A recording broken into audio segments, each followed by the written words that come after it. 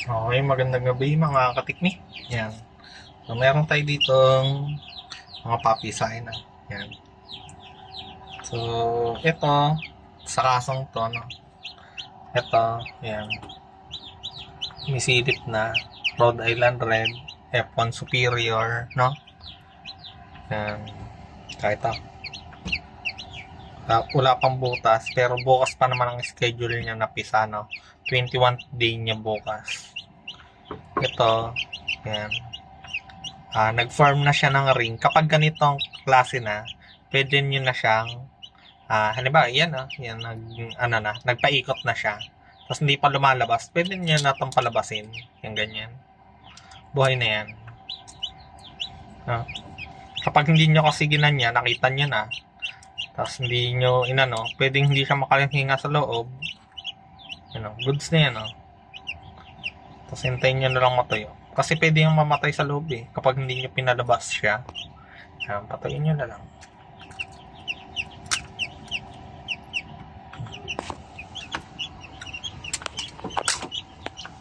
So, pag ginanyan nyo yan, binuksan nyo na, mas may chance siyang mabuhay na. Yan. Kesa sa matratrap doon siya sa loob ng egg. Yan. Hindi na siya yan, mamaya. So, tingnan ulit natin ito mamaya na kung tatayo siya tulad nito or nakatihaya. Kapag nakatihaya, ginagamitan ko siya nito. Yan. Ito. Yan. Kapag nakatihaya siya, sinasanay ko siya nakatayo na ganyan. Kasi pag tumihaya, yun yung nasa taas ang paa. Mababa ng chance na mabuhay kapag hindi nyo siya ginanito. So, gumagamit ako ng dalawang to. Ito, para contain lang siya dito. Tapos ito, sa taas naman yung para hindi siya makalabas, makatalon.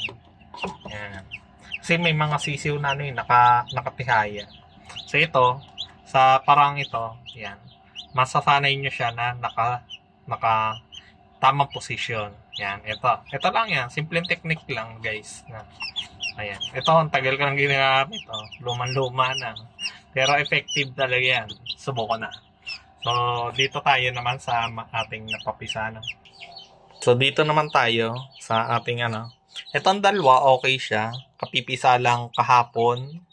Yan, pero goods naman Pero ito, mapapansin nyo dito sa isa. Ilalabas ko muna, Labas ko muna dun sa ating mga simpleng technique na. Yan. Mapapansin nyo dito, hindi niya ginagamit yung isang paa niya. Yan Hindi niya ginagamit. Kasi nasanay siya na hindi niya gamitin. Pero lang to, kapipisan niya lang ito kahapon. Pero malamang crooked toe to pag ito ay nabuhay pag lumaki. Ang crooked toe, yung paa niya ay baluktot. Yan. So, ang ginagawa ko diyan, kumukuha ako ng baso, ganyan. Ilalagyan ko lang ng sapin para hindi siya madulas. Tapos, ilalagay ko yan dyan. Tapos, susubukan niyang umalis dyan. So, kailangan niyang tumayo para makaalis dyan. Yan. So, maobliga siya na gamitin yung kanyang paa na dalawa para makaalis dyan. Ngayon, kung ito, bukas, hindi natutong maglakad, patay ito. Yan. So, subukan na yung mga ganyan technique. Yan. So, ito, marami na rin dyan. Mga mahihina nating itlog. Yan, ganyan. Diba? Naobliga. Yan.